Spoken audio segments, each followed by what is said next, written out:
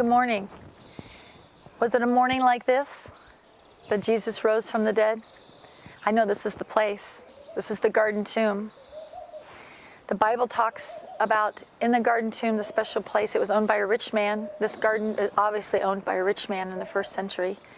It says there would be a water cistern. There's a water cistern right up here, feet from me. It said there would be a wine press. There's a wine press right here.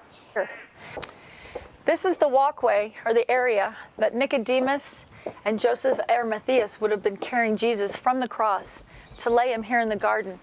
They would have wrapped him in linen strips and laid him right here. But they had to hurry and get home because it was Passover and Sabbath. They would return, the women would return the next day after Sabbath, but they'd find the tomb empty. Jesus was risen, he wasn't there. But in the garden, there was an angel appeared inside the tomb on both sides.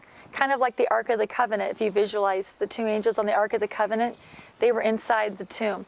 But on the outside, it looked like a gardener. And Mary said, "Sir, where have they taken my Lord?"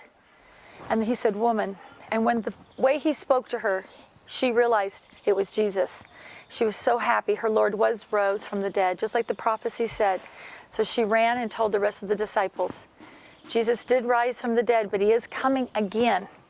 And it all happened here. It's not a sad place. It's a wonderful place to reflect and to realize what Jesus did for us here 2,000 years ago, here at this spot.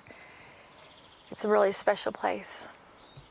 When I bring tours to Israel, Your Holyland Tours, I make sure not only did they get the Christian aspect, they get the Hebrewic roots of their faith, which is the most important, because unless you know that, you don't understand why did they just lay Jesus and leave. You have to know what the year and what Passover was. You have to know the history.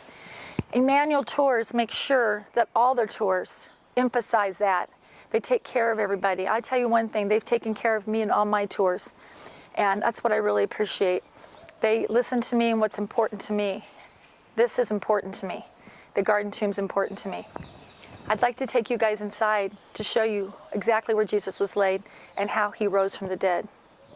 Right here in Jerusalem, outside the city gates, in this little garden.